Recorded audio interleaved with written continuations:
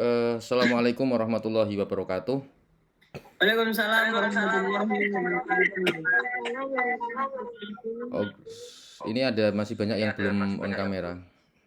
Silakan di on kan kamera semua.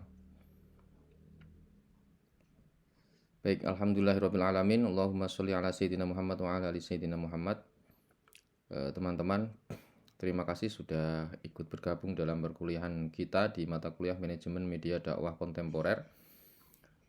Tema dan topik kita pada kesempatan kali ini adalah soal sejarah perkembangan dakwah Islam. Untuk perlu diketahui dan dipahami bersama bahwa perkembangan dakwah juga tidak lepas dari perkembangan agama Islam itu sendiri. Kalau kita melihat sejarah, Islam sudah hadir sejak 1000 tahun lebih ya, berarti tahun Hijriahnya berarti sudah 1400 sekian. Berarti sekitar 1500 tahunan yang lalu sudah panjang perjalanan agama Islam. Demikian juga perjalanan dakwah. Jadi sudah sangat panjang. Kalau kita boleh mengkategorisasikan periode dakwah, yang pertama tentu saja periode Nabi Muhammad SAW, kemudian metode Khulafaur Rasyidin, kemudian periode para sahabat, kemudian juga ada periode Bani Umayyah dan Abbasiyah, kemudian secara global ada periode disebut dengan pra-modern, kemudian modern awal, dan era kontemporer atau era sekarang.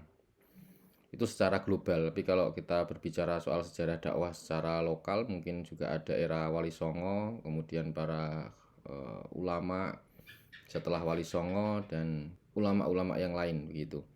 Tapi secara global, secara seluruh dunia, kita bisa bagi menjadi periode Nabi Muhammad, periode Khulafaur Rasyidin, periode para sahabat, periode Bani Umayyah, Bani Abbasiyah, kemudian periode pramodern, periode modern, dan juga periode kontemporer.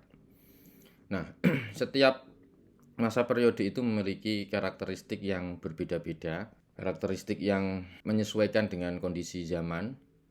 Misalnya di era Nabi, dakwah itu dilakukan secara lisan, bahkan di awal-awal periode dakwah itu dilakukan secara sembunyi-sembunyi, kemudian secara terang-terangan, dilakukan secara personal ya, individu dengan individu, kemudian dengan keteladanan Nabi secara langsung sebagai uswatun hasanah, dan juga dengan karya tulis yang sederhana melalui peralatan yang sederhana di masa itu. Kemudian di era Khulafaur Rasyidin, perjalanan dakwah juga sudah cukup berkembang. Masyarakat muslim pada waktu dulu sudah diajari tentang bagaimana struktur pemerintahan, bagaimana melakukan ekspedisi, sebuah perjalanan dakwah ke beberapa wilayah tertentu. Kemudian juga era Khulafaur Rasyidin juga memberikan sebuah keteladanan. Berikutnya di masa periode Bani Umayyah dan Abbasiyah, perkembangan dakwah juga sangat berkembang. Era itu sudah muncul perkembangan tentang ilmu pengetahuan.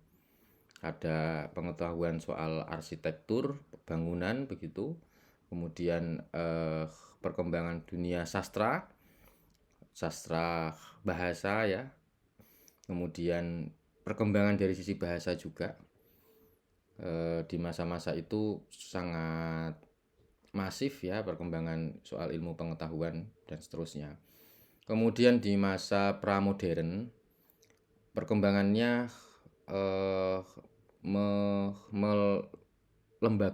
melembaga itu maksudnya seperti keberadaan pondok pesantren, kemudian keberadaan langgar gitu ya. Itu bagian dari akulturasi budaya. Kalau contohnya di Indonesia ya eranya Wali Songo begitu. Ada akulturasi budaya masyarakat. Kemudian ada juga halakah keilmuan, pertemuan-pertemuan yang sifatnya membahas tentang berbagai ilmu pengetahuan. Kemudian ada karya-karya sastra dan seterusnya. Nah, masuk kemudian pramodern, setelah pramodern di periode modern. Di periode modern itu banyak sekali perkembangan sesuai dengan perkembangan dunia, revolusi dunia, revolusi industri, munculnya mesin cetak, kemudian banyak sekali karya-karya baik tidak hanya Al-Quran dan hadis yang kemudian dicetak, tetapi juga karya-karya ulama besar juga kemudian dicetak. Kita bisa mengenal seperti Imam Al-Ghazali, kemudian eh, Ibnu Taimiyah, kemudian tokoh-tokoh muslim berkat dari karya-karyanya yang kemudian dicetak secara lebih masif, lebih banyak begitu, sehingga bisa kita baca, bisa kita lihat, dan bisa kita pelajari. Kemudian di era modern awal juga muncul organisasi Islam. Seperti kalau di Indonesia yang muncul NU, Nahdlatul Ulama, kemudian ada Muhammadiyah, ada organisasi-organisasi Islam yang lain itu muncul. Itu di masa-masa modern awal, seiring dengan perkembangan revolusi industri yang ada di dunia. Tidak hanya dicetak, kemudian muncul teknologi yang kita sebut sebagai radio, pengirim suara. Itu kemudian bisa menjadi sarana untuk menyebarkan agama Islam, menyebarkan ajaran-ajaran atau nilai-nilai Islam kepada masyarakat lebih luas lagi. Dan periode yang terakhir ya periode sekarang yang kita sebut sebagai periode kontemporer, yaitu media digital, sarana digital, digitalisasi, kemudian ada platform online dan seterusnya. Nah, sejarah dakwah ini pada intinya adalah sangat kontekstual, sangat terikat oleh ruang dan waktu. Bagaimana zaman berkembang, maka di situ dakwah juga menyesuaikan. Artinya bahwa Islam sebagai agama yang kemudian kita yakini sebagai agama yang paling benar, Islam kita yakini sebagai agama yang rahmat bagi semesta alam, maka Islam juga harusnya memang menjawab tuntutan, menjawab kebutuhan masyarakat sesuai dengan karakteristik masyarakatnya masing-masing, atau di kontekstual itu tadi, sesuai dengan ruang dan waktunya, di mana dan kapan itu juga harus dipertimbangkan. Ketika sekarang kita hidup di dunia digital, maka juga Islam juga harus hadir, dakwah juga harus hadir, memanfaatkan teknologi digital sebagai media, sebagai sarana untuk melakukan kegiatan dakwah. Nah, teman-teman semua, pada konteks ini memang kita harus memahami betul ya kerangkanya. Kita tidak kemudian sedang membahas tentang membayangkan masa lalu, periode-periode yang lalu, kemudian apa problemnya, kemudian kondisi masyarakatnya bagaimana. Boleh saja sebetulnya, tetapi tidak dalam konteks itu. Tetapi kita memahami benang merah, ditarik ya dari atas atau dari yang dulu sampai sekarang, itu kita tarik benang merahnya. Benang merahnya adalah bagaimana dakwah itu harus kontekstual. Agama Islam, karena agama Islam adalah kontekstual juga, ya, mampu menghadapi berbagai macam keadaan, mampu menghadapi berbagai macam kondisi dan situasi, maka dakwah juga harus demikian. Sama halnya dengan agama Islam itu sendiri. Maka meminjam istilah Gus Dur ya, itu Islam itu ya perlu untuk dibumikan. Ya, perlu untuk dibumikan begitu. Gus Dur tidak begitu sepakat ketika Islam itu kemudian harus sesuai dengan budaya Arab, tidak. Tapi kita punya budaya sendiri. Kemudian yang penting tidak menyalahi nilai-nilai atau ajaran-ajaran Islam begitu ya. Itu bagian dari salah satu contoh yang konkret dalam konteks bagaimana Islam itu beradaptasi dengan situasi dan kondisi, beradaptasi dengan kontekstual itu disebut sebagai kontekstual, beradaptasi dengan ruang dan waktu. Saya kira itu tambahannya untuk mata kuliah pertemuan ini. Sedikit informasi karena kelihatannya saya belum menyampaikan ya bahwa buku saya yang membahas tentang media dakwah kontemporer sudah terbit. Teman-teman misalnya mau bikin makalah juga bisa mengutip di Google Scholar, itu ada cuplikannya sedikit. di kata pengantar atau bab-bab awal saja. Kalau ingin baca lebih lengkap bisa cari di Shopee atau di Gramedia, insya Allah sudah ada. Contohnya ini ya, yang gambarnya ini kelihatan ya, media dakwah kontemporer, manajemen media dakwah kontemporer.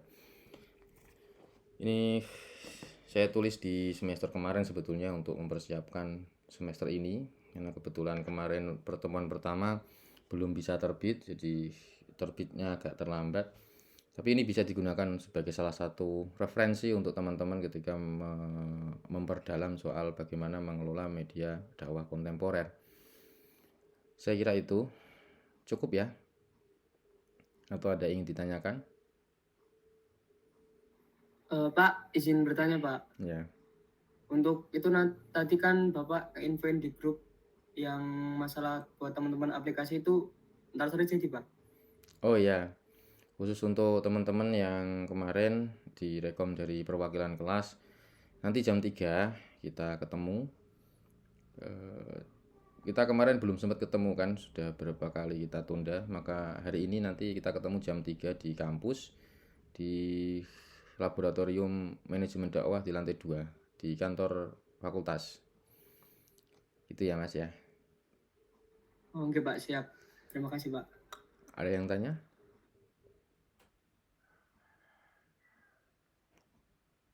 Cukup ya. Ini biar nanti saya nyambung untuk dengan kelas yang lain.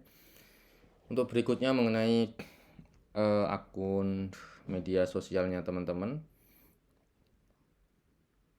sudah aktif ya, benar-benar aktif ya, atau ada kendala silakan bisa ditanyakan kalau misalnya ada kendala atau problem di dalam proses pengelolaan individu, pengelolaan media platform digital.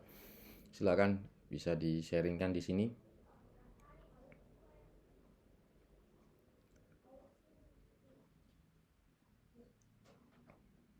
Cukup? Cukup ya teman-teman ya. Iya Pak, cukup. Iya Pak. Baik, terima kasih atas waktunya teman-teman sudah bergabung. Semoga ini bisa menjadi manfaat untuk kita semua. Amin Allahumma amin. Saya cukupkan dan saya akhiri. Wabillahi taufiq wal hidayah. Wal afu minkum. Assalamualaikum warahmatullahi wabarakatuh.